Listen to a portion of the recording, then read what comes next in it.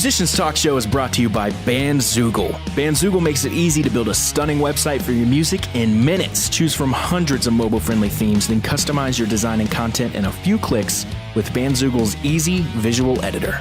All the features you need for a professional website are already built in, including tools to sell your music and merch commission-free right on your website, mailing list tools to grow your fan list and send newsletters, integrations to pull in content from all your online services like Twitter, Instagram, and SoundCloud, and live support from their musician-friendly team 7 days a week. Bandzoogle plans start at just $8.29 a month and include your own free custom domain name. So go to bandzoogle.com to try it free for 30 days, and be sure to use the promo code TMTS to get 15% off your first year of your subscription.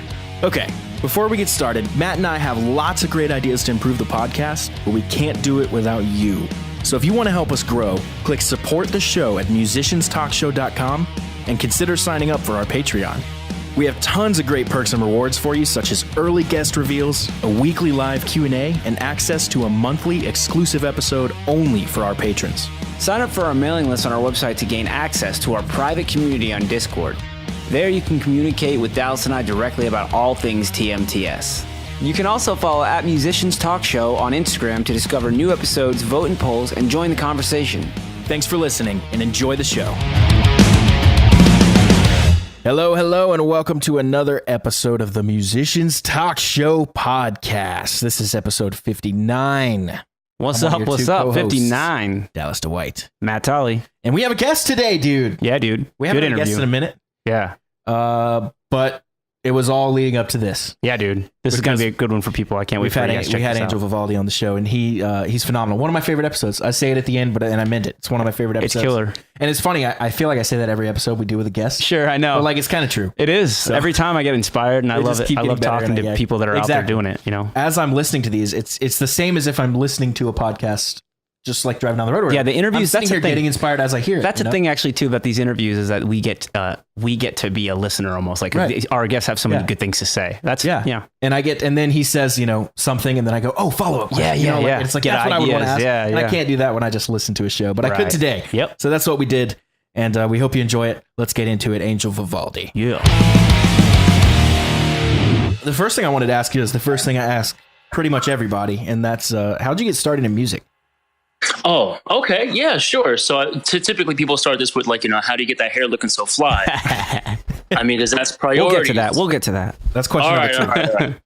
All right. So yeah, funny. I started when I was 15. My first musical experience as a guitarist was playing in church. We would play, it's predominantly Hispanic. I'm Puerto Rican, so a lot of my community, was based at like a lot of Spanish music, salsa, merengue, bachata, and stuff. So we'd be playing very popular songs in those genres, but kind of changing the lyrics just for, so that they're religious. But I did that for maybe 2 or 3 years. And then, just started doing my own solo thing. Oh, cool. That's awesome, man. That's pretty quick. So, I wasted no time, man. Time is like even back then I knew it was like my most valuable asset. So I used it wisely. Yeah, that's interesting that you knew that so early on. Yeah, I was very lucky. I had a lovely group of people I call my family to teach me everything not to do in life. So I was off, to a really good start. That's good. That's good, man. Supporting your family is so super important. So, so where are you currently living in the world? I live in New Jersey. Okay, and that leads into a question I usually ask people, which is, do you think location has a role to play in a musician's success nowadays? Not anymore. No, I mean, back when I started, you're talking 2003, 2004. Yeah, definitely. I mean, even myself, I was kind of planning to do the whole LA thing. Because typically LA or New York that people typically gravitate towards. But, I mean, I'm and I'm glad I never did that, because the more I tour, the more people I meet that are from LA, they're just not cool. That's something we've heard. More oftentimes than not, they're very, very dog eat dog, very into the self and their own journey without having any type of awareness or compassion for other people. Right. That comes from that competitive environment, Yeah. Yeah. I mean, but think about it. Like literally everyone out there is going out there to make it. I get it. Yeah. But I personally value being a good person more than being a good musician or anything like that. Because honestly, as we've seen, talent is everywhere. It's like we're desensitized to it at this point, but good people are, especially in this industry, are very, very difficult to come by. So, yeah, I'm glad I never made the move. Yeah. So who are some of those early influences that really you cite as being kind of like your holy grail, I guess? For me, man, I would say like I am the love child of Eric Johnson, Yngwie Malmsteen, Alex Skolnick, and I don't know, throw a little Kurt Cobain in there because he's the guy that kind of got me started playing guitar to begin with. Nice. But yeah, those are my three, like, if you're talking like virtuoso type of guitar, like phrasing, those are my three key guys. Cool. That's funny. Well, you have to give props to Wikipedia because they literally listed those exact 4 people. Nailed no it. way! Nailed it. That's amazing. Okay, well, at least someone cares. You know? They killed it. They know. Yeah, They know. dead on. Another thing I actually wanted to talk about, because we were talking about this last week on the show. It says here, and you can correct me if this is wrong, you performed live regionally for 4 years before recording anything other than like demos and stuff. Is that accurate? That is absolutely accurate. Yeah.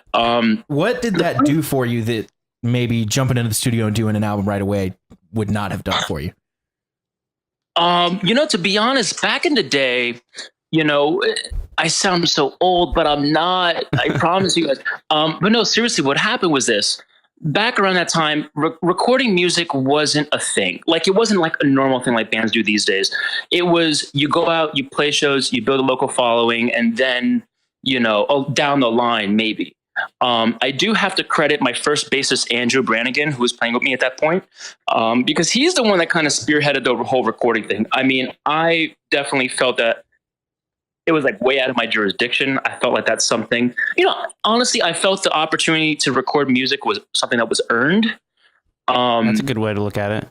Yeah, you know, I didn't feel like it was like we were ready, you know, but we were. It was like 3 or 4 years playing out, and everyone was like, "Oh, do you guys have any CDs?" And I'm like, "No." Yeah, so you feel a little bit of regret not getting onto it a little sooner then? Yeah, I mean, like, yeah, go ahead. I was just going to say that there's definitely some positives to waiting and building, you know, your skill and stuff. But I definitely could see the frustration if you felt like you, looking back at it, you waited longer than you should have, you know? So it's a fine line. Honestly, the technology just wasn't, I mean, it was there, but it wasn't where it's at now. It's just now getting there really for it to now to the point where everybody can record. That's really been in the last 5 years, you know? Right. Exactly. That's like the perfect time frame. Yep. Yeah. 5 years. Yep. Yeah. It's funny. Personally, I don't even think I played a show before I started recording, you know, just like stuff on my own. It wasn't a CD or anything, but you know, getting into that, like the first thing I had was the Line 6 guitar port. You guys remember that? Yeah. And it was just such an easy entry level thing to be able to record. And one thing I do love about getting started on that so early is it got me good at playing to a click faster than a lot of the people around me, which I'm very thankful for. But yeah, you were ahead of me in the line, man. I mean, like when we recorded my first record, we didn't play to a click at all. We raw dogged that shit. We raw dogged that shit. And we actually, it's funny because just recently, like, so I launched this Patreon thing, and one of the perks is doing these very intimate vlogs, just showing behind the scenes and just like being real with people, you know, visually, and showing them where I came from and stuff like that. Cause I think it's important. But one of the things we talked about was how we recorded my first record. And man, so I'll give you a quick summary of how we did it. Okay. So there was a little handheld DVD camcorder. Okay. Yeah. We pointed it to the drums. That was the drum track. Nice. Done. Nice. We ripped the audio from the video file. That's crazy. Did it have a decent like microphone on the camera though? At least was it? Hell no. It sounded horrible. I just wanted to know maybe there was something special about this camera. You're like, it's got these mics, man. It's got to make our drums sound so killer. Well, you know what? Actually, there was something very special about this camera, and that is that it was free. And so we took advantage of that, and totally. We put the camera up to the amp, you know, and everything. I think the only thing that was DI was like, you know, the bass into the computer itself, like with those, you know, like the little port. Right. And that was it. Damn. That's funny. Yeah, I mean, there's definitely something to be said for the creativity of early recordings. Sure. I remember me and my buddy, when we first started recording, we had written the bass in Guitar Pro. I remember this story. And then we straight up just hit play on Guitar Pro and mic'd the computer speaker. Dude, that's brilliant. That was the only way we had to do it. Like, we had no idea what else we were going to do. So I love that. I support that 100%. That's great. It sounded terrible, but it was really funny. It's funny looking back on it. Yeah. So, something I really wanted to dig in with you is practice habits and routines. I mean, when I see you play, the first thing I think is fucking how. Yeah. So that's what I wanted to sit here. Well, how do I play like that without practicing at all? Oh, that's great. That's not what you want to say. I don't buy it. Maybe you practice less now than you used to, but at some point, some practice was involved. Well, if I'm being completely frank, man, I put in some time when I was younger, and I think that that's the most important thing. I think that's where you start to, form your identity behind the guitar. And I feel like that is back in the day, that was the most important thing. It's like, if you're in a lineup of a guitarist, you hit a note, boom, that's this guy, boom, that's this guy. Whereas now, I'm not sure that's the case anymore. I think that the whole appeal of being viral and whatever has just kind of superseded that desire, because there's so many copycats of doing the whole neo soul guitar thing and, or whatever the case may be. But I think that that's kind of been lost. And I think the only reason why it's been lost is because the generations have been getting younger with talent, So when you're that young, you don't know what the fuck you want to do with your life. You know what I'm saying? Right. Like, I'm interested to see what happens with like Polyphia and Chan and all these kids when they're in their 30s. Yeah. Their 40s. They're so good already. It's just like, what are they going to evolve to? I love both those bands. So that's really cool. Absolutely. Yeah. Absolutely. I think what they're doing is so remarkable. And I think that, I have tremendous amount of respect for it. And, some of the guys are my friends as well. So I'm a little biased, but, but no, at the same time, with that aside, I can just, of course, have an unbiased opinion. Of course. And kind of it's undeniable for sure. Yeah, it really is. But that's what I'm interested in seeing what happens down the road. But I think that these days, and I also think that I forgot the question. What was that again? I'm not fascinated. We were just kind of discussing practice habits and routines. Not a specific question really. But but what those bands are going to do in the future, like, because they're so on the front edge of, the progressive edge of what this music, can be. Yeah. Yeah. So in pop sensibility, right, which is amazing. Right. It's really creative. Yeah. Sometimes I think we've seen people get simpler. Have you noticed that? So like Paul Gilbert's a great example. Yeah. He used to be a shred maestro, and of course still is. But as he ages, his music gets simpler and more bluesy. That's how you know when you get old, man. You have nothing more to prove, And I think that it's very liberating for a lot of people. Like for me, luckily, I didn't give a fuck, dude. Like I had really fast songs and I would throw a ballad, because that's what I grew up with. I grew up with albums with diversity. Right. And, that's to me the true meaning of progressive. It's not playing in 7/8. It's, being able to put an acoustic pop ballad together and then do a progressive 13-minute track and then something that's very symphonic, then something that's very thrash and something that's very whatever. That to me was always, I don't know, maybe it's the wrong definition of progressive, but that's what it meant to me, you know, and I always followed suit with that concept. Yeah, like lots of dynamic, like ups and downs and using all the tools and, and that's making something new and unique. Right. And you know what? This day and age, I'm noticing that it's either to my benefit or my detriment, really, because consistency is a real key word to success in 2019. Like that's the reason why you have like Polyphia and Chan, because they're so successful because they're young, they're talented, and they're extremely consistent. Yeah, there's not a lot of that crazy polarity with dipping into different genres. Right. So with me, like again, I just don't care about that, because at the end of the day, I have to live with the legacy that is my music forever. It's like porn. You do porn once, it's out there forever. Right. Everyone can listen to it and watch it and enjoy it or repulsed by it. So, I don't want, I've never written for anyone but me, because again, I have to live with it. Right. People enjoy it for a couple of weeks, a month, a couple of years, whatever. Right. But, it's important for me. Yeah. It's your legacy and it's attached to your name. So yeah, it's important. Well, the best part about it is someone 10 years from now can come back and be like, oh, this Synapse record from 2017, it's like, and you didn't know that was going to happen. Like, Right. And it's like a time portal for people. Like I listen, when you grow up, like I don't listen to Malmsteen as much anymore or anything like that. But when I listen to it, it takes me back to a time. Yeah, exactly. It's not that I'm like romantically reminiscing already with someone who's still alive, but, because I feel like that could be, kind of insulting to some degree, but, I still enjoy it for its place and its purpose in my life personally. Definitely. That's the thing, man. Like I remember just being obsessed with certain records, and you go back and whenever you listen to them, you'll always like remember that feeling, how like excited it got you. I try to use that too, and like in my own music, and remember that like, absolutely, even though you've played your song a million times, that there is like still this thing that happens for people, you know? Yeah, especially if you're sincere. Yeah, and you really, sure, really mean what you like. You just like every fucking note. You mean it, man. And you really mean it, and you put thought into Conviction it. And commitment. All yes, yes, absolutely. Yep. So, what did these practice sessions look like when you were coming up? So for me, becoming a solo instrumental guy was a complete accident. What happened was I had like this little Dr. Rhythm, drum pad. Mm-hmm. That I stole from my high school because no one used it. And I was like, fuck this, I'm putting this to use.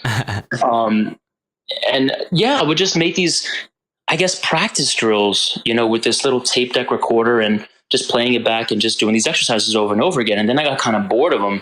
And then I started making them a little more melodic and a little bit more, technical here and there and stuff like that. And then section over section, they just became songs. And it just kind of spiraled like completely out of control. And here I am. That's pretty cool. That's pretty cool. Yeah. I wanted to be the Kurt Cobain in the band, man. I mean, I didn't want to be a front man. It's a very anxious, nerve wracking thing to do. Mm-hmm. It's a very vulnerable thing to do. It's a very courageous thing to do, I think. And, so I just wanted to be the guy responsible for writing the songs and playing a few leads here and there. That was what I wanted to do. Mm. With a singer? Yeah, with the singer, 100%. Yeah, gotcha. Interesting. So what does your songwriting process look like now? It's evolved quite a bit. So I'm a very conceptual writer. I do a lot of, actually, most of my records are all concept records. So kind of based on whatever the record's about, it changes. Right. So I think the biggest thing in life, the most successful people in life are the people who are most self-aware. So a good example would be the last record. It's about a neurotransmitter. So figure like dopamine, adrenaline, serotonin, all these different, brain chemicals that are responsible for different emotions. So so the record beforehand, I got really depressed because I couldn't write and had a horrible case of writer's block. And then, when that happens and you identify yourself as a songwriter and you can't write a fucking song, you're like, what am I? You know what I'm saying? You start to have like these really deep questions. Yeah, man. And you just become such a dick to yourself. And I didn't want to go through that again. So I kind of scanned my mind. I was like, fuck, man, when am I most inspired? And I realized I'm most inspired when I change, like if I move or if I change my studio around or if I have a new environment to write in.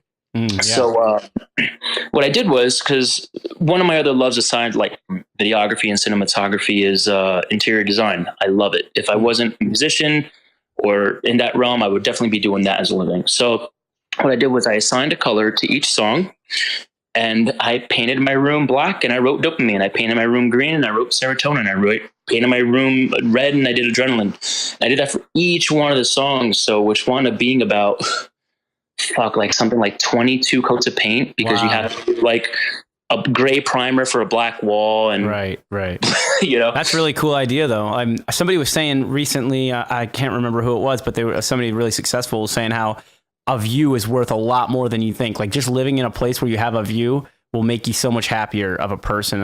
And that's just a testament to what visuals around you do. So changing the color of your walls that you live in will totally change your, perspective. That's one of the more interesting inspiration things I've heard. Yeah, that's really cool. Oh, really cool. And you know what the funny? Oh, thank you, man. And it didn't stop there though, because what happens was, so I meditate quite a bit, and I like to make everything into a meditative like practice or like a trance type of thing. So the more I started getting into the concept of the record, like the deeper it went. So it got to the point where like I only like serotonin is the upbeat, feel good molecule. I only wrote it during the day in the morning. Dopamine, I only wrote at night. Adrenaline, I'd write after a really good workout. Adenosine, which is a sleep molecule, I'd watch those ASMR videos and like get like super, super drowsy and then like force myself to go into the studio and like write while being drowsy. Wow. Okay, cool. I like that. Just because it was a little more authentic, like method acting almost, like actually putting yourself into the zone that you're writing about. Yep. That's really awesome. That's cool. It was hell. Creative. Yeah, well, that's being an artist, but that's a really creative way to do it, man. That's really cool to hear. Well, thank you. What gave you these ideas? Yeah, that's a good question. Again, just self-awareness, just knowing that I didn't want to get depressed writing my music. Right. So just kind of sitting back and thinking about like, how can I do this different? Yeah. And I honestly think that, I love concept records. I love artists. Like some of my favorite artists, like my 3 top, like when it comes to the full package, Bjork, Tori Amos, and Trent Reznor. Very cool. Yeah. And the reason why I love them so much is because they just put so much thought into everything. Sure. Everything. I mean, and I've adopted that with my own career. I don't care if it's a caption. I don't care if it's a photo shoot. I don't care if it's a video. Like everything has to have, it needs to be perfect, and it needs to be for a reason, not just do it, Right. It's like perfectionism, but like being like really just meticulous about everything, and making sure it all coincides. And yeah, I get that. Right. Because you can scan your own potential and know what you're capable of doing. Right. Scan mine on the hourly, and it's stressful. It's an anxiety inducing, Sure. You can never fucking relax. Sure. But like, hey man, I'm alive. I'm here. I'm doing it. I'm happy. That's pretty cool. It's a good way to push yourself, and to keep trying to make yourself better. That's good. I like it. So actually, it's funny you bring up perfectionism. I got to ask you, do you think perfectionism is good or bad? Because we have a running debate here at the Musicians Talk Literally, Show. it's 50-50 on all the votes. Yeah, and every time we've asked people, it's come up 50-50. We told all of our fans 50-50, dead even. So now, man. We can't get an answer. So knowing yet. that, then there's no wrong answer, but we'd like to get your take on it. Perfectionism. All right. So, okay, you know what? I'll refer to something that my bassist said about me in an interview once. Okay. He says something along the lines of, one of the interesting things to see about Angel in the future is that, and in the past, that like I always try to find the limit of doing something, and I just never found it. But I'm going to continue to search to reach that limit, and I'm never going to find it. And yeah. In the pursuit of finding that limit, a lot of amazing things, hopefully, will come out of that process. Right. So perfectionism. I mean, it's honestly at the end of the day a very subjective thing to what perfection is to you. Like, there's like, I listen to my records back. There's nothing I ever want to change about them. Right. Nothing. You don't regret. You don't have any regrets. Nope. Right. Nope. And the reason why I do that is because I put so much thought into it to begin with that I'm happy living with it for the rest of my life. Right. You got yourself comfortable with it once you put all that time into it and know that you put thought into it. Yeah. Yes. But I think that the pursuit of perfectionism is incredibly important to the individual to reach their potential. So as long as, they define what, maybe they might not know what perfection, is until they find it, or they hit that note, or they hit that vibrato, or they write that song. But when it happens, it's just like, it's so validating unto the self, it's like, it was worth this hell of seeking perfectionism. But of course, there's people who go super unhealthy with it, I mean, and that's the one thing that we basically came across when we talk about it, is that there's almost like a limit. OCD there's a limit that you don't want to get to. You don't want to get to a point where you never release anything because you're so, such a perfectionist that you can't be happy with anything. You have to get yourself to that happy point. And I think the only way to do that is chase it. You keep... I'm wondering if severe perfectionism may even cross over into like OCD, like a real OCD, not like, I like my home to be clean. Yeah. So perfectionism could hold you back potentially, but it's important to know that to use it the right way to, take your perfectionist tendencies and guide them and make sure you actually finish work, and actually get it done. Right. That's the bigger picture. And I think that's a beautiful way to look at it, because again, there's so many angles to that Rubik's Cube of perfectionism and what it truly is. And, what methods people use to actually achieve that. I mean, myself, so like my house, like, let me tell you, you can go into my basement, do a surgery, and it's like a clean room. You're perfectly fine. You can eat off my floors. Nice. And I think it's, for me, just, again, not only in music, not only in art, not only in, how I relate to other people, being a good person and doing my part, but I just try to do I just try to be the best version of myself in anything that I do in life. Like preparing for this interview, or going out on tour and doing a whole fucking light show. Right. Whatever the case may be, like pushing yourself and your own personal best. Yeah. Yes, absolutely. Even in things that you didn't know that you would want to do. Like, listen, I never wanted to be a light designer. You know what I'm saying? Like, but no one's going to care as much as me. Exactly. That's a really good point that I always come back to and that's partly perfectionism too, like where you know yourself better than anybody else is going to be able to know you. You know what I mean? Like, if you're trying to please yourself, if you ultimately are trying to make music that you're happy with and you can live with, it's going to be really hard for somebody else to do that for you. Oh, absolutely. It's also almost that quote of, if you want something done right, do it yourself. It really is that. Yeah. It's kind of that. But I have that tattooed on my back. For real? No, I'm kidding. I was going to say, wow. Oh, but no, I'm kidding. It's my forehead. But I do think that, like, cause I'm not a drummer, right? So when I write music, I don't, I think of a little bit of the drums and like the feel of the song, but I don't like write all the drums out. You know what I mean? I write my parts and then I bring a drummer on that I think will do good. You know what I mean? If that's the way it works, if that's what I'm trying to do. So I think that there's definitely room for like letting other people help you, but it's like, if it's your area of expertise and that's what you're focused on, then nobody's gonna do it better than you are. And that's, you can make things your expertise. You can make that lighting system your expertise and get it right for your show, Right. Because I mean, like, I think the biggest thing is just becoming an asset unto yourself. Right. And, doing like a lot of my own videos and treatments and writing my own songs or whatever. And, you do bring up a good point, because I mean, a lot of people are just like, Angel, how the fuck do you do all this shit by yourself with no management and no label and no help? And I'm like, I trust myself, number one, but number two, I'm not a superhero, like I can't shoot myself when I'm performing, I hire people who, their blue and my yellow make a gorgeous green, and then my drummer, his red and my yellow make a gorgeous orange, and then my bassist, my purple and his, That's a really good way to put it. Nice. Yeah, because here's the thing, man. Like, I've met people in this industry who, man, holy fucking shit, my yellow and their blue make like baby diarrhea green. Right. Not cute at all. It doesn't work. But here's the thing. So the thing that I've realized is this. So you have a choice in those matters. Like, you can choose to kind of shape shift your color a little bit to complement theirs, just to keep the peace, or you could just kind of like, all right, fuck this. There's no need to work with these types of people. But like, I'm very lucky, man. My drummer, my bassist, my guitarist, they've been with me for averaging about a decade. Nice. We all live 20 minutes from each other. I mean, we're the best of friends.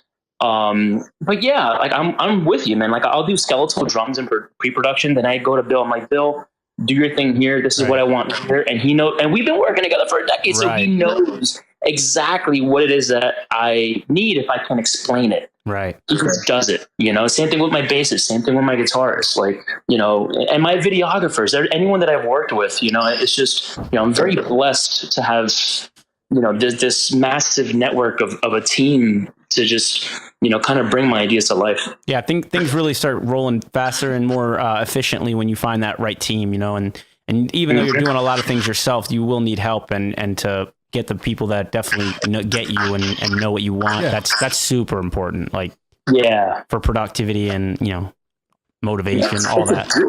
It's a deal breaker for a lot of careers. Sure. So when you're searching for this team, when you're trying to put this team together, what are some of the things you're looking for? So let's, for example, if I'm looking for a drummer for a tour, right? So my main drummer, he doesn't tour with me. He's been on every single one of my records, but he just doesn't like to tour, and that's perfectly fine. Yeah. So I always get, a guy, I'm just kind of hiring for a tour. So I've actually had the same live drummer for a while, but the way I found him was I went on YouTube, found a couple covers and videos, and I just looked at, because again, talent's everywhere. So I'm not looking for that. I'm looking for a total package. I want someone with amazing video ideas and quality and production idea. You know what I'm saying? I want someone who more to the table. Yeah. Yeah. Like, who knows how to conduct themselves, who has a brand. I want someone who has a brand. I want someone who's going to elevate what I'm doing and take it even further. And then attitude, it's incredibly important. Reputation. The industry is very small. Everyone knows everyone else's business, and, word travels fast. So I do my homework a little bit, and, I just kind of bring them on the road, or, whether it's a videographer or anything, I'll look at their reels and see who they worked with, get referrals. And I always meet people via Skype or, in person if I can, if they're in the city. because you can't really get someone's like their aura, you know, right. in a room with them when they talking like this, it's a little bit different. So yeah, I just need someone who cares about their art as much as I care about mine, and we're good to go. We have an understanding. Right. So passionate individuals who understand what you're looking for, and then if they obviously you have to get along with somebody you're going to be on tour with. Like that goes without saying, you know. So it's like definitely you want somebody who's chill and not going to drive you nuts. Yeah, man, absolutely. You know, and I think that's the other thing too is like, you know, when it comes to like the tour family, you know, I mean, I'm slowly starting to, you know, I've been on tour every 3 months for the past 3 years. If this is the first time I'm actually been home and enjoying it and just focusing on video content. But, nice. You know, once you have that family, it's just like, you know, that's it. You're locked in. Go. Yeah. Then you get some work done too. You realize your productivity goes up. Like we're doing the same thing here. Obviously we're, you know, me and Dallas are in Charlotte here, and we're networking all the time and, you know, meeting people and other bands, you know, talking to, you know, all kinds of people. So we're doing that ourselves, you know, finding our family.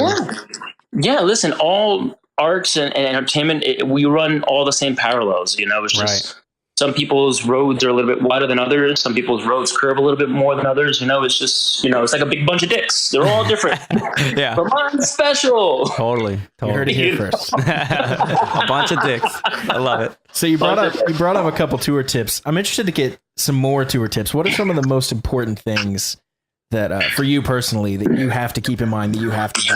Yeah, maybe some stuff you picked up along the way. Number one, just being responsible for the environmental responsibility that you're causing. You know, like you're driving in a van constantly, you know, you're producing much more goods, like physical goods, like t-shirts and CDs and plastic. So that's my number one thing. That's honestly one of the reasons why I never really wanted to tour, because I didn't want to be responsible for, you know, hurting our planet by making art. And I know that this seems like such a trivial thing, but it's the most important thing in life. I personally feel like that's like a huge preservation of the planet. Absolutely. Yeah, man. So like, you know, being aware of what we're doing and trying to find ways, you know, like stuff like, you know, sharing gear to lessen the cargo load so that they can, you know, get better gas mileage, sharing members and people, you know, in other bands, and no plastic bags on the bus, no plastic bottles on the bus. That's good. Recycling all the time. I used to use this portable washing. It's like actually a portable washing machine that you use with your foot to pump. Okay, I think I've seen those. Yeah, they've been around. I've seen a couple companies do them, but I use those. I mean, just all sorts of things that I constantly, you know, percolate on because I'm trying to constantly make it better. Yeah. But that's number one. But number two is like, it's a fucking rock concert, man. I don't want to see Dream Theater up there doing a dress rehearsal. I'm sorry, it's not for me. I want to see fucking Iron Maiden. Yeah. I want people performing, having a good time. I am not about that dress rehearsal life. So for me, production, you know, again, like the light shows are incredibly important, finding ways to interact with the audience, trying to make it different every tour. You know, like things like that. Again, show that you give a fuck. Right. Show that you care. Like what I wear on stage, how, you know, like all these little tiny things add up to really make they show that you're putting effort in, and people appreciate that. They absolutely really do. But here's the thing though, and are they coming for me? They got you. Say the word dick to me. The jig is up. The jig is up. Damn it. I thought you said the dick is up. I was like, all right. That's a different warning. That's a completely different interview for a different podcast. But no, so I think that, and here's the thing. So, you know, and that's not disrespecting anyone, you know, who goes up there to play flawlessly. You know, I think that every artist has his or her own, you know, percentage of sacrificing accuracy to put on a really good show. You know, some people's main priority is playing the record live, you know, being perfect. Listen, you want to hear the record live? Pop it in your you know, pop it in your CD player. But you know, so for me, it's kind of like it kind of wavers. I mean, sometimes it'll be like, 85% accuracy to 15% perform, like, right. Sometimes it's 65, 35, know. It's a balance. You're sacrificing your accuracy, notation wise versus, a visual element. So yeah, and who doesn't want to see a guitarist fuck up on stage? That's why you're going to the show. You're going to watch. You're not going to just listen. Just like you said, you pop the record on if you want to listen to it. Of course, I agree with that. I agree with that. Watching is more than listening. In a concert, we talk about it all the time. How people won't even realize who's playing the guitar solo. Sometimes, like if you look at like when people film sometimes, and that's part of like goes back to what you're saying, like having somebody on the team that knows what you're doing. You know what I mean? Like a videographer that doesn't even understand who's playing a guitar solo, and they're filming the rhythm guitar player. You know what I mean? While the solo's what are you on? Yeah. Do you see fingers moving? Are you paying attention? Do you? Or like my favorites in some of those old 80s videos where the drummer takes a big drum fill and it's not even close to what he's doing. Like it's just like they just thought drums. Yeah, exactly. Right. So right. Oh man, dude, I've gone through some extreme lengths. I mean, actually, funny. Here's a lovely little tidbit. So when I painted the studio red for Adrenaline, there's a certain way that you paint. You paint in the next pattern, and to minimize any streaks or bald spots on the wall. I started getting tired after like the 18th coat of paint, and I really just dragged my feet with it, and it looked dreadful. Absolutely dreadful, to the point where it was actually really pissing me off seeing this horrible bright stop sign red wall trying to write a record. It was, oh my God, so I went and I redid the entire thing over again. So you repainted it a different red, or? No, the same red. Same red. The red was just like fucking spot on, man. I was like, ooh, it looks so good. But, I was also filming everything because there's actually a documentary that's coming out very soon because it's just so much content. Cool. Where's that coming out at? Oh, that's going to be on YouTube, probably within like next 2 months or so. Yeah. Oh, very cool. Good.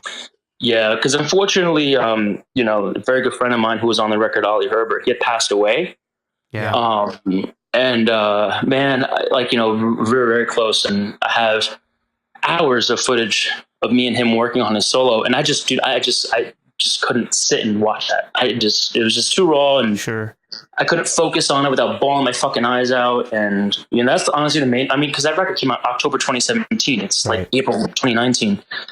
But so it'll come out. Well, that'll be really awesome to see the making of it all and everything. That's really cool. Yeah, it's going to be a good time. Very cool. So you have a ton of guest solos on your stuff. What is your process for collaboration? How do you go about making that happen? How do you go about making it work musically, etc.? Yeah, so the one thing I noticed when people do guest solos, actually I don't do many of them. There's been 4 total, 3 of which are on the last record. But the one thing I find is that the artist, more oftentimes than not, has a section that they don't have an idea for, and they give it to someone else to do it, and they don't put any thought into the person's style and how it works, and if it's compatible with their style. So for me, with Synapse, like for instance, Serotonin, it's like energizing, it's upbeat, it's high energy, and I wanted someone who had that energy. So who better than Nita Strauss? Yeah, that's killer.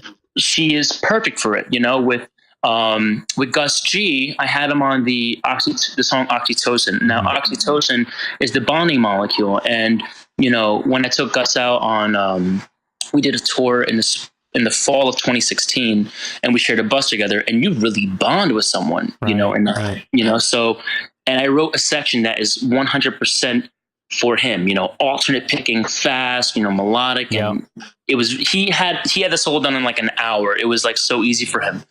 Ollie, he played on the song Dopamine, and the song Dopamine, it had like that, like Ollie was on like fucking Guitar Heroes growing up, after the whole Malmsteen, Eric Johnson, Skolnick era.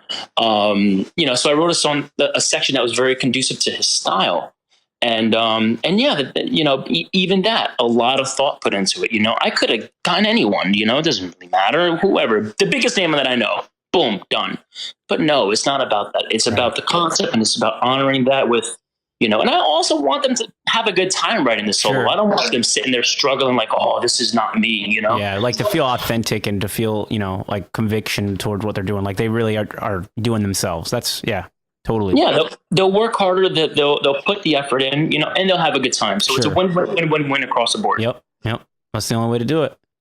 I think Slash said that's the way he did his songs too. He wrote the songs, kind of figured out like who he wanted on them and styled them towards them, Like on that Slash record. He said he wrote the songs with those people in mind. Oh, okay, cool. Because there was a few more that didn't make it. Oh, with those people in mind, you said. Yeah. Okay, all right, so yeah. That's what I got you. I got you. Cool. Yeah, so like the Ozzy, M Shadows, One's Very Metal, right? The idea, who he wanted to sing it. So with all the different things you're doing, I mean, programming lights, painting rooms, all this stuff, how do you approach time management? How do you make it all happen? Oh, dude, it's the easiest thing, man. I just stay single. I don't fuck with anyone. I don't leave the house. That's a good point. That's funny. You can shape your life however you want if you're not trying to include another person. Yeah, but that's hard. Yeah, but I'll tell you, man, I'm 33. I know I don't look 33, but I'm 33. Just between us boys, right? But and I ain't gonna look this good forever. Oh well, listen, I'm Puerto Rican, so I probably have until like I'm 45. Yeah, you guys age well. You guys age well. Yeah, beige don't age. But honestly, you know what? I think the thing that taught me the most about time management and making the most of my time here is my best friend in 2014 had ALS, and he was 35, so he's very young. And it took him. He was diagnosed in May, and he passed away December 19th, I believe. Oh. It was very quick. And that really taught me, and I never lost anyone close to me, but that taught me listen, life and death are of supreme importance, time passes very swiftly, and while that time passes, opportunity is lost, and I don't want to really squander my life, I mean, it's important to, not identify yourself by one thing. Like we talked about songwriting, listen, I have a lot of friends that I care about.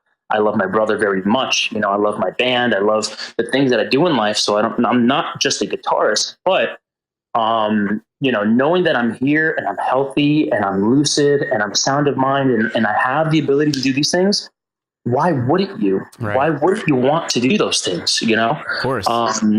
So yeah, I think it's important just to I know my purpose in life, and that's a privilege unto itself, because it's got to be really scary going every single day and not knowing why you're put on this earth. It's got to be scary. Yeah. So that I find that as a gift, that's a beautiful thing to know that I'm here to put art and to make people feel good. And, I just work very, very hard to, not only make my legacy last as long as it possibly could, but, just beyond myself and just, serving. Yeah, that's a good perspective to have. It'll keep you sound of mind too. It'll keep you focused and driven on what you love. I think that's really important. It sounds authentic, and that's what you got to be. Absolutely, couldn't agree more. Cool. So you mentioned you're totally independent, correct? Yes, correct. Yep. So I mean, we talk about this all the time. Yeah, that's becoming a lot more popular. Obviously, I mean, you can do it now. You can be an independent, artist, more so than ever. I mean, nowadays, is a label something you're seeking, or are you sticking to the independent thing? Chance the Rapper style. The funny thing is, excuse me. I've talked to labels before. I've gotten offers. But when it comes to someone listen, what am I going to do? Hand the album Synapse over to someone to own after I went through that fucking hell of doing this crazy? Fuck that, dude. I own that. Right. You don't own that. I own that. So for me, I think it's important to have that. But I think, not to say that I wouldn't entertain the idea later on, because listen, my ideas are very, very expensive. Right. They're very expensive. And, do I think that they can be done better with more of a financial backing? Of course. But, at the end of the day, I think that it's very important to, get the quality of the production value of what you're trying to achieve without sacrificing the integrity of it, in the sense of, the record still sounds like an album, like a label put it out. The videos still look like labels put them out. I mean, honestly, a lot of my shit just smokes labels, not, that's not to toot my own horn, but it's true. Right. Because they don't give a fuck They don't give a fuck. They have a videographer on a salary base, and they're just like, all right, go shoot some, right, in a fucking warehouse. Right. No, like, and that's what's going to happen. They're going to make me do that. And listen, no, I am not the one. I'm sorry, dude. I'm sorry. Like, so for me, maybe down the line, if I find someone that's like, really in line with what I want to do, but at the same time, the more as time passes, I give labels about a decade, if that. Yeah. I think you're right. I mean, like the smaller ones. I'm talking like Sumerian Records and like, Nuclear Blast, right, like Capitol and Universal. Those places will be, they'll be surviving or whatever, but they won't be thriving like they once were. But absolutely. But yeah, definitely more room for the independent artists to make their own way now. Lots of really useful tools and ways to make more money and to capitalize on what music is, rather than it's not just the audio that you're selling. You're like selling your brand and your whole package, the show and everything. So. Right, but this is something I mention in interviews, and a lot of people don't think about this point here, but this is absolutely true. Now, we're all aware there will never be another Metallica, like right. band, so that we all can wholeheartedly agree on that. Like, numbers do not lie. Right. Now, and you're talking about a band that's selling out stadiums for music they made in the 80s. No one gives a fuck about 2019 Metallica. I mean, they'll buy it, right? Because it's exactly. not going to be like, that riff is fucking amazing. It's not no Master of Puppets, boo boo. You know what I'm saying? Right. But here's the thing. So you have all these independent artists, like, so you have, people don't understand that, like, you're sharing your audience with hundreds of other bands in your genre. More every day. Yeah. Oh, absolutely. And this is the main reason why I absolutely never follow trends, and I never will follow trends, is because, a trend has 2 to 5 years tops. Right. And if you're looking for longevity in the industry, like look at Meshuggah. They stuck to their guns since like the late 80s. Right. And now they're killing it because they stuck to their guns and they became the trend. Right. Like I started doing instrumental. I'm not saying I'm responsible for this trend. Please don't get me wrong.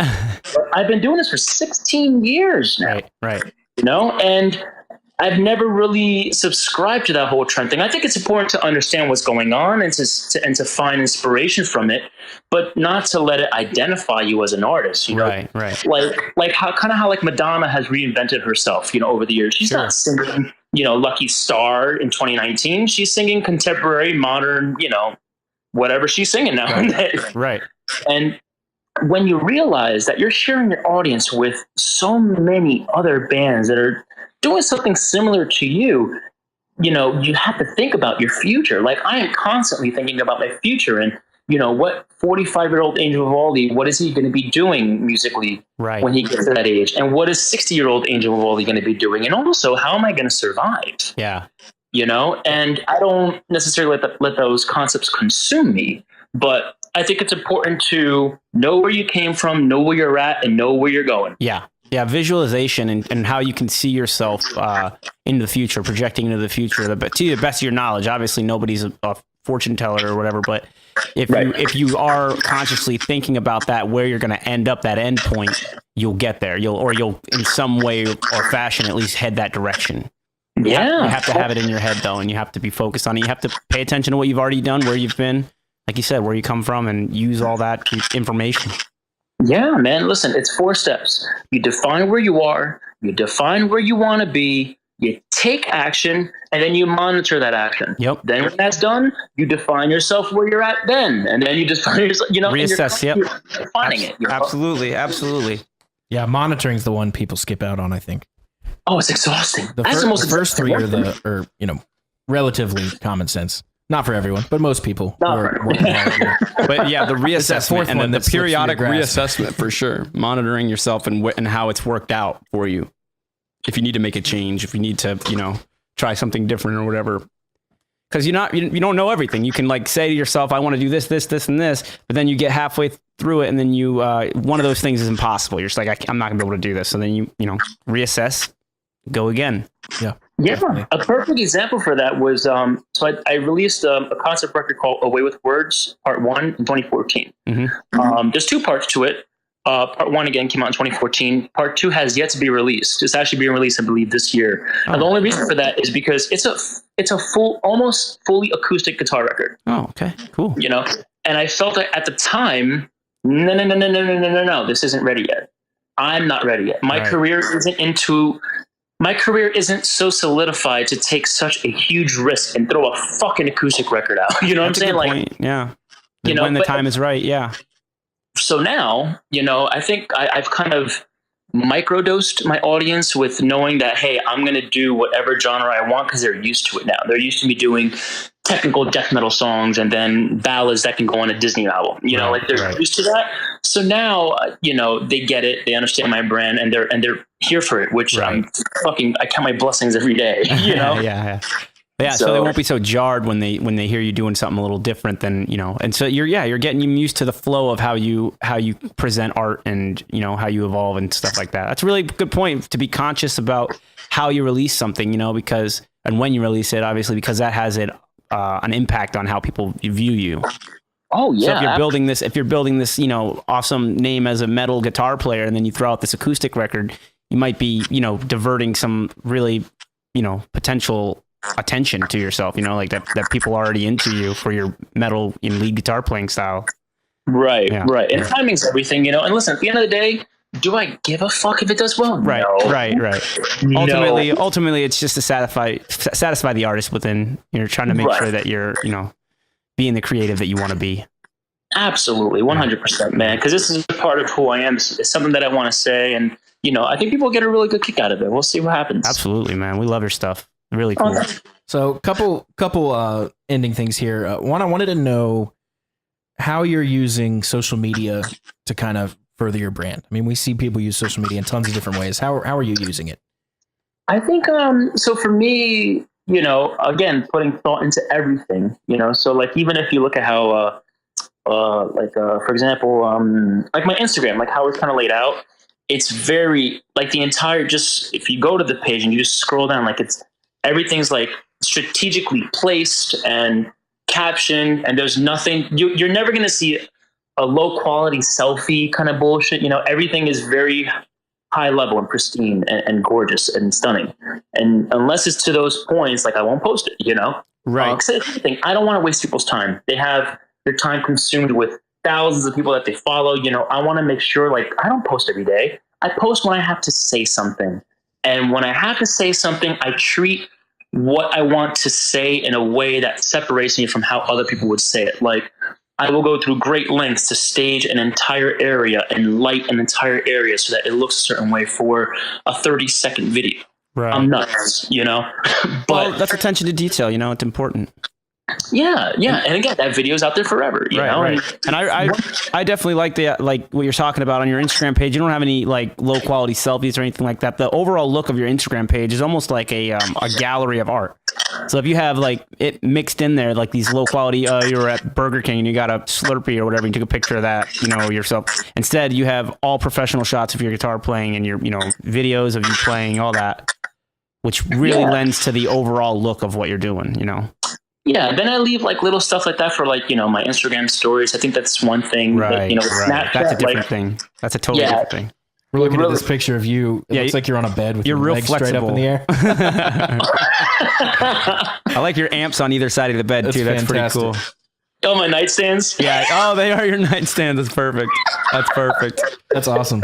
You ever play through them? Like both of those mesas? No, well, I mean, like me and my guitars for videos and stuff like that. But no, like actually in my bedroom, I have the heads in the studio, and literally the cabinets are like my nightstands. Like they hold my amps and stuff. That's a really good idea. That's cool. Yeah. Awesome. Yeah, go to Angel's Instagram page, you guys, and follow him. There's lots of really cool. It's Angel Vivaldi official. Okay. Awesome. Yeah, I got hacked back a year and a half ago. That official. Oh my god, that was that sucks. Yeah. But I think it's important that like for me, like Snapchat, granted it's for a much more younger demographic. Right. And most modern instrumental people, like our demographics range from 21 to 36 male in the States for the most part. Like that's like a target demographic for us. But for me, Snapchat is the one place that's for me. Like I don't strategize shit. Right. That's more loose and just through your everyday stuff. And yeah, that's where you can have that kind of thing. Yeah, that's where the comedian in me comes out. Sure. Yeah, that's a good point. Yeah, it's fun. Yeah. Awesome. So what can we expect from you in the future? Oh goodness. So the big thing I think now is that now that I'm not touring this year, is really focused on my Patreon and just getting all the content, up on there, and have lessons and instructionals. And I've never really been an instructional type of guy, but I definitely let my personality come out. And dude, there's people that are signed up on my Patreon who don't even play guitar. They just do it to watch me be a mess for 5 minutes, which is great. That's cool. Yeah. Yeah. And then I this spring might see a new video and single release. And then I have one record, coming out this year. So Way With Words Part 2, hopefully by the end of the year. And I have one super secret album, or rather EP, with a band with vocals that I'm hopefully releasing this year. So yeah, that's going to be quite a change of pace, but I'm very, very excited for that. Very so cool. That, and obviously you can't say much about it, but that will be not under your own name. Is that correct? That is correct. Yeah, it's going to be a fresh new band. Cool. Oh, Yeah. Very awesome. Very cool. Awesome, Yeah, man. nice to do that again. The last thing I'll ask is, where can our audience find you aside from Angel Vivaldi Official on Instagram? Oh, they can find me anywhere. They can just Google my name. I'll pop up like every musical SCD that they have in their city, man. Yeah, so I'm sure you're on YouTube. It's nice. It's one nice thing about having a Googleable name. Yeah. Yeah, definitely. I'm Like, very fortunate in that way as well. yeah, like a nice, unique name that's just yours. But yeah, they can find me on Facebook at Angel Vivaldi. My website, of course, angelvivaldi.com. Instagram, Angel Vivaldi Official. And my Snapchat is Angel Vivaldi. Just that right there. And yeah, follow me on all of them. It's a good time. Angel, man, thanks so much for taking some time to do this. We really appreciate it. This has actually been one of my favorite episodes. Oh, this has been great. Oh, goodness. Thank you guys so much. Yeah, it really means a lot. Thank you for, thinking enough of me to have me on your show. Very cool. I think you're right in line with most stuff we talk about. So this was a great conversation, man. Yeah. Confirmation bias. Yeah. Yeah, absolutely. We got the nice You blue, said exactly green, what we wanted you to say. we paid him. He disagrees we with him. compliment each other beautifully. I appreciate you guys. Thank you. Awesome, man. Thanks so much. We'll talk to you soon. Of course. Thank you.